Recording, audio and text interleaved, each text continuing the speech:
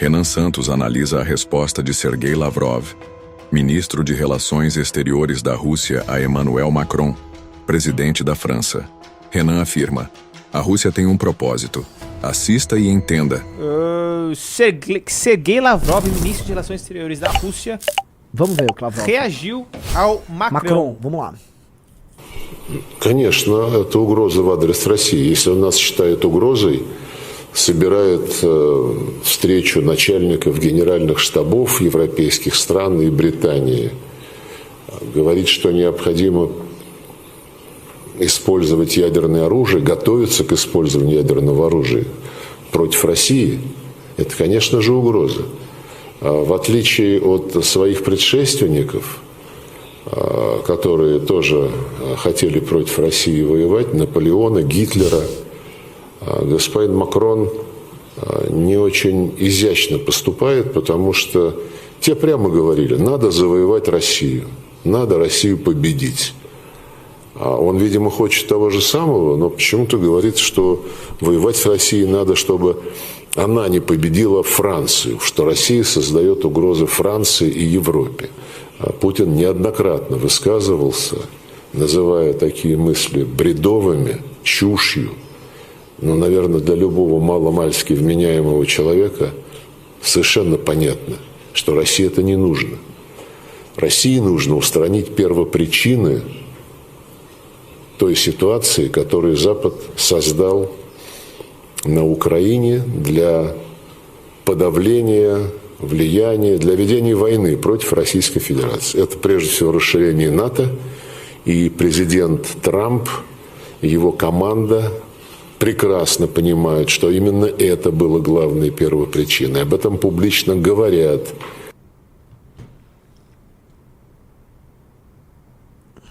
Primeira coisa que eu queria salientar é o seguinte, né?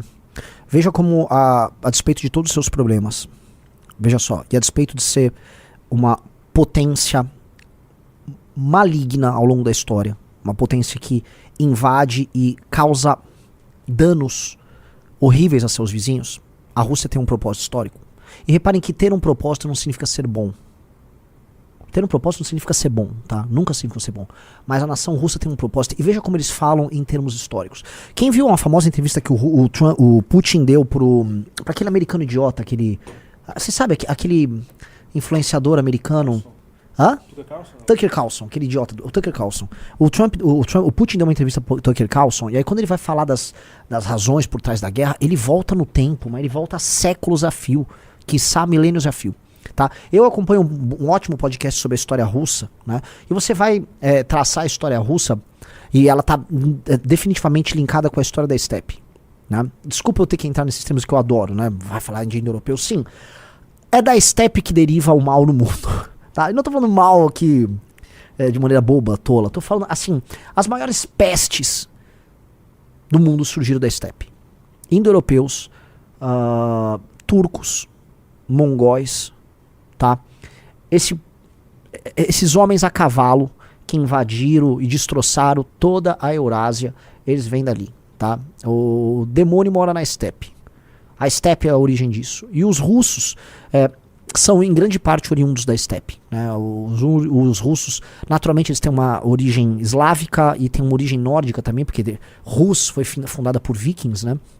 E aí você tem uma mistura ali, só que você vai ter sangue cita, você vai ter sangue sármata, você tem sangue alano, você tem sangue urálico, você tem sangue mongol, você tem sangue asiático, e os russos são em grande parte asiáticos também, tá? Eles são uma mistura, uma mescla do que há de mais terrível na humanidade, tá? E eles sabem disso.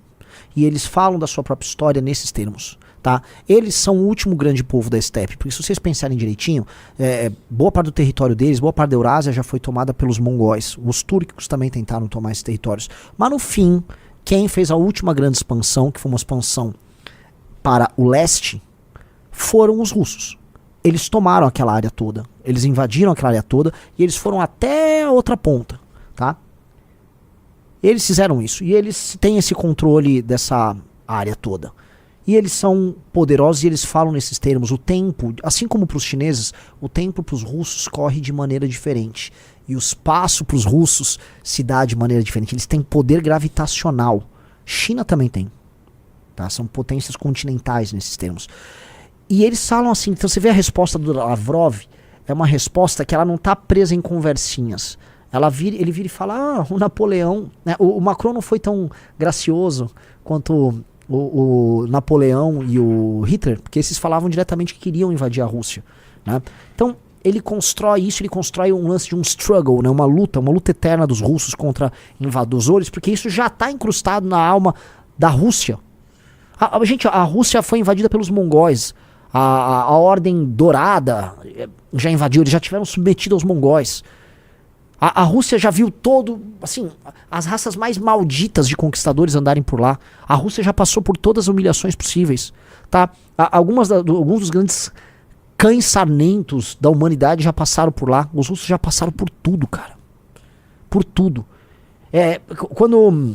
Só pra vocês lembrarem quem são os russos, tá? Eu adorava a GB, eu lia muito revista em quadrinhos nos anos 90.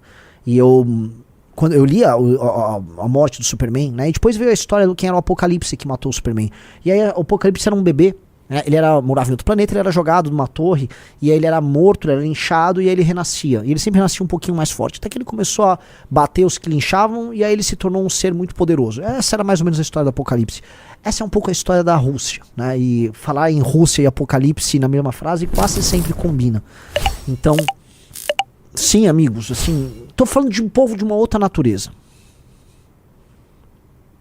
Eu tô falando de um povo de uma outra natureza e que entende a história e os dilemas os humanos de uma outra maneira. Eles não estão... Reparou que eles não têm humanismo, tudo aquele blá blá blá que o Macron coloca, e é um blá blá blá, porque a França adora falar nesses termos, né? Especialmente a França pós-Revolução Francesa adora falar nesses termos universalistas em direitos universais, o homem, a humanidade, a liberdade, a igualdade, a fraternidade, é ou não é? Liberté, égalité, fraternité.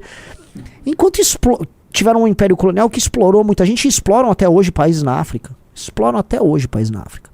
Quem lembrou bem foi a italiana lá, a Meloni. Então, entendeu?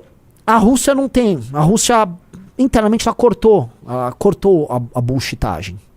E num novo arranjo internacional em que a Europa não está amparada pelos Estados Unidos, em que os Estados Unidos praticam um papel cínico com a Europa, né? Eu vejo mais peso nas palavras do Lavrov do que nas palavras do Macron. E não estou... que de maneira alguma eu torço pra... Eu tô sendo realista, galera. Porque eu tô falando de um adulto brigando com crianças. Quando eu falo de Rússia e Europa agora, eu falo de um adulto brigando com criança. E é real. Eu falo de um adulto brigando com criança. Ainda que eu acho que assim, a Europa tem um potencial militar e industrial no médio prazo, eu nem sei se acho que de start, e até material humano, muito maior que o da Rússia, incomparavelmente maior. Começa pelo PIB, né? Só a Alemanha já é muito maior do que a Rússia em termos de PIB, a França também é maior, a Inglaterra não está inserida nisso, mas a Inglaterra acho que ela se juntaria no esforço europeu. E no fim do dia estamos sempre falando em guerras mundiais e nos mesmos países, ou não é, senhor Rafael Almeida Rizzo? São sempre os mesmos atores. Gostou dessa análise? Seja bem-vindo ao melhor canal de análises políticas do Brasil. As lives do MBL são transmitidas de segunda a sexta em 3 horários. Ao meio-dia, às 3 da tarde e às 7 da noite. Siga o canal Viral Político em todas as redes para saber o que se passa de verdade nesse bostil.